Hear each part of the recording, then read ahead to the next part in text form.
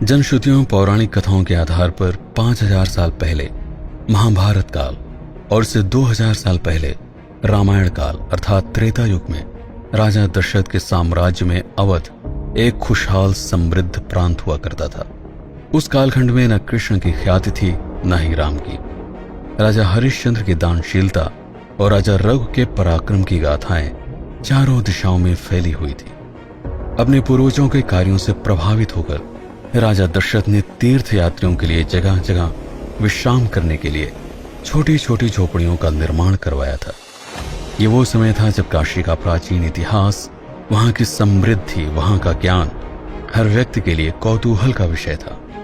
उसी काशी की यात्रा पर एक बालक अपने अंधे और बूढ़े माँ बाप को कांवर में बैठाकर कंधे पर उठाए चला जा रहा था। तमसा, बिसुही और मढ़ा नदियों के संगम के किनारे घने जंगलों के निकट से गुजरने वाले मार्ग पर बनी झोपड़ियों में विश्राम करने के लिए वह रुका। अपने माता पिता की प्यास बुझाने के लिए जिस समय वह कमंडल लेकर निकला, ठीक उसी समय राजा दशरथ एक हिरण की तलाश में जंगलों में भटक रहे थे।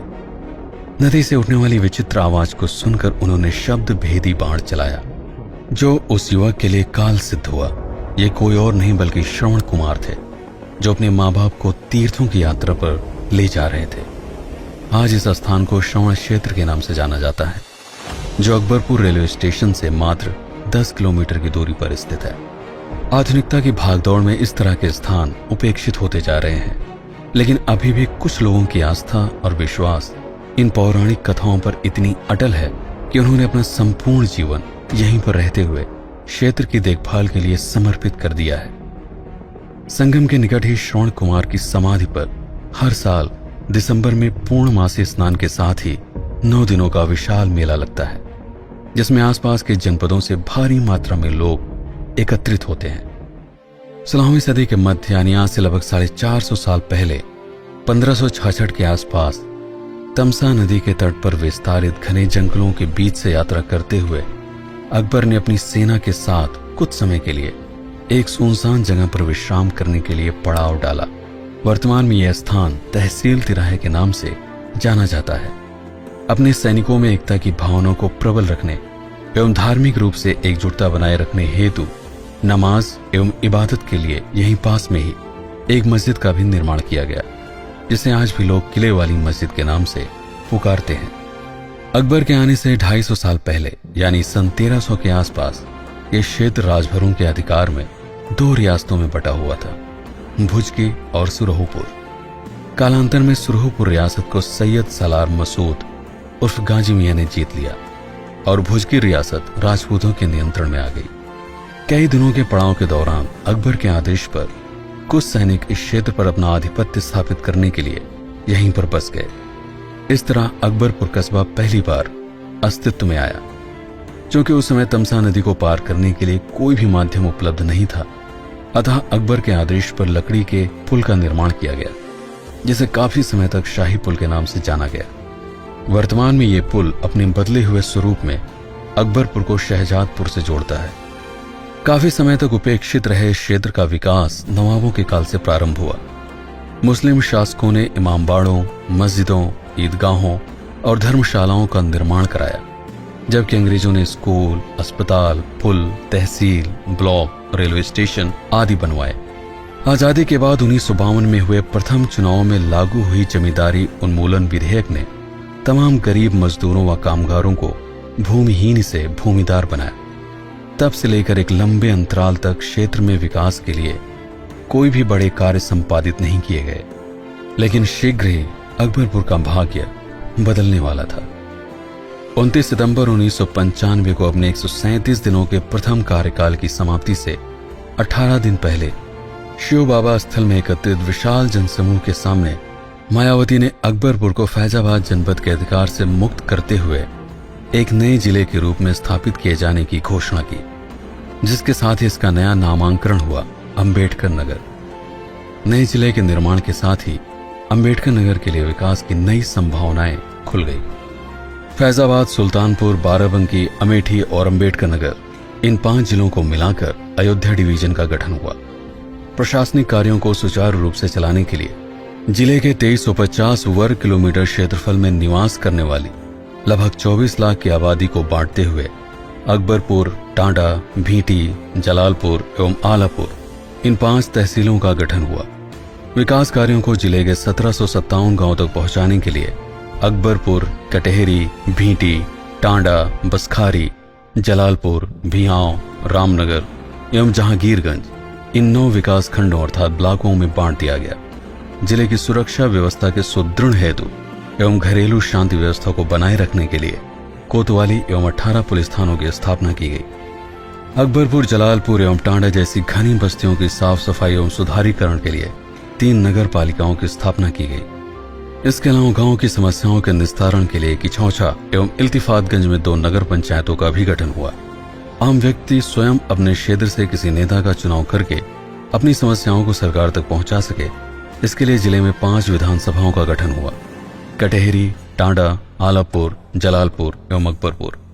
पूरे जिले के विकास एवं जिले की समस्याओं को दूर करने के लिए अधिकांशतः प्रत्येक जिले से एक सांसद को चुना जाता है। हालांकि यह चुनाव क्षेत्र आधारित नहीं बल्कि जनसंख्या आधारित होता है। किसी भी जिले का संपूर्ण विकास करने के लिए यातायात के मार्गों का अधिक से अधिक निर्माण आवश्यक है, ताकि वस्तुओं का स्थानांतरण आसानी से हो सके और व्यापार एवं निर्माण कार्यों को गति मिल सके। राष्ट्रीय राजमार्ग 135A जिले को फैजाबाद, अयोध्या एवं लखनऊ से जोड़ता है।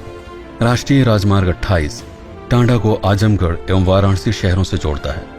राष्ट्रीय राजमार्ग 128 पश्चिम की ओर अकबरपुर को सुल्तानपुर एवं रायबरेली से मिलाता है, जबकि पूरब से यह टांडा से होते हुए बस्ती और गोरखपुर से जा मिलता है।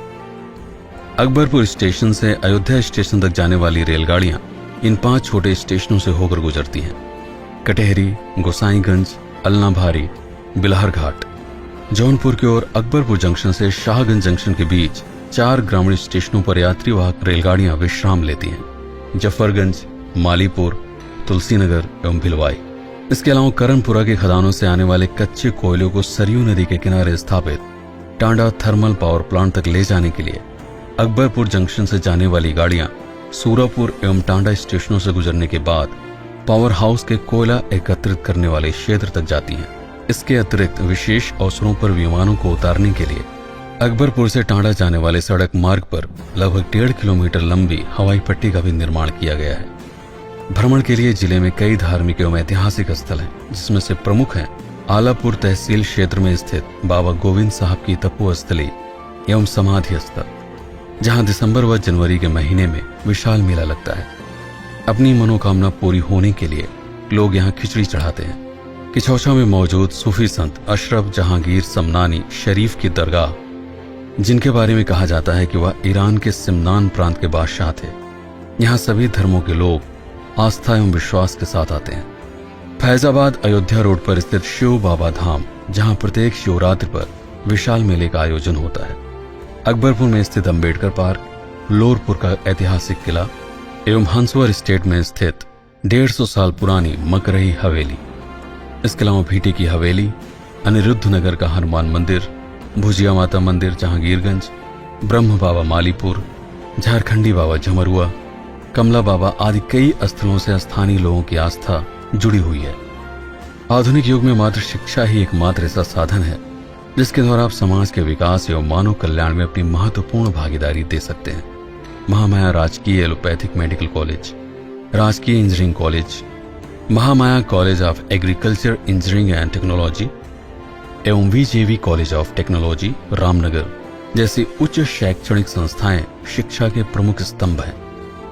कोई जिला आर्थिक रूप से समृद्ध तभी कहलाता है जब वह स्वयं उत्पादों का निर्माण करता हो। व्यापक स्तर पर कृषि के अलावा NTPC द्वारा संचालित टांडा पावर प्लांट कोयले से अपनी पूरी क्षमता पर 1760 मेगावाट विद्युत का उत्पादन कर सकता है। 5 रुपए प्रति यूनिट के हिसाब से अगर हम इसकी गणना करें तो यह प्लांट रोज 21 करोड़ से भी अधिक की बिजली बना सकता है। इसके अलावा JP ग्रुप टांडा में स्थित अल्ट्राटेक सीमेंट निर्माण प्लांट, जहां थर्मल स्टेशन से आने वाले कोयले की राख का इस्तेमाल करके सीमेंट का निर्माण किया जाता है। मिझौरा अकबरपुर में स्थित शुगर मिल, जहां पर स्थानीय लोगों द्वारा विशाल स्तर पर कृषि से पैदा होने वाले गन्ने का प्रयोग किया जाता है। 1 क्विंटल गन्ने से लगभग 10 से 12 किलो चीनी का उत्पादन हो सकता है।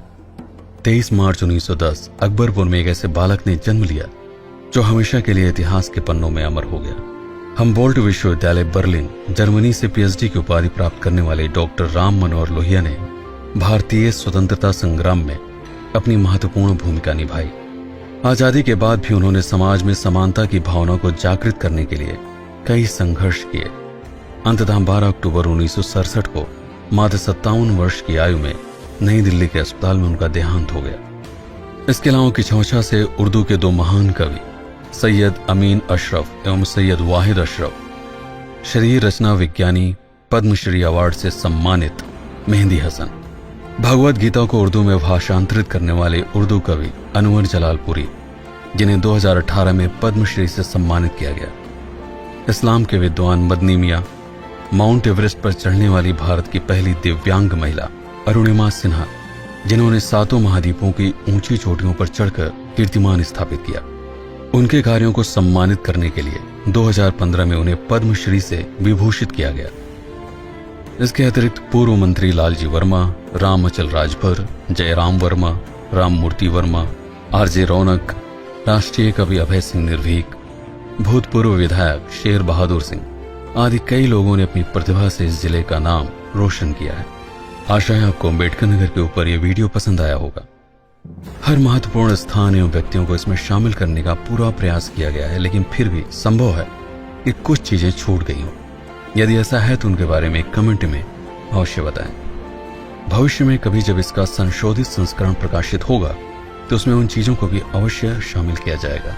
अगर अम्बेडकर नगर से आपका किसी भी तरह से कोई जुड़ाव है तो उस डॉक्यूमेंट्री को अपने पसंदीदा वीडियोज में शामिल करने के लिए लाइक अवश्य करें और हर उस व्यक्ति को ये वीडियो साझा करें जो शिक्षा या रोजगार के लिए अपने जनपद से दूर जाकर हमेशा अपने शहर, अपने गांव को याद करता है। अगर आप पहली बार प्रतापगढ़ हब पर आए हैं तो चैनल को सब्सक्राइब करना मत भूलिएगा, ताकि भविष्य में प्रकाशित होने वाले सभी नए वीडियोस की जानकारी आप तक सरलता से पहुंच सके। मैं हूं आपका पीके सिंह और आप देख रहे हैं प्रतापगढ़ हब। इस वीडियो पर इतना लंबा समय बिताने के लिए आपका बहुत बहुत धन्यवाद।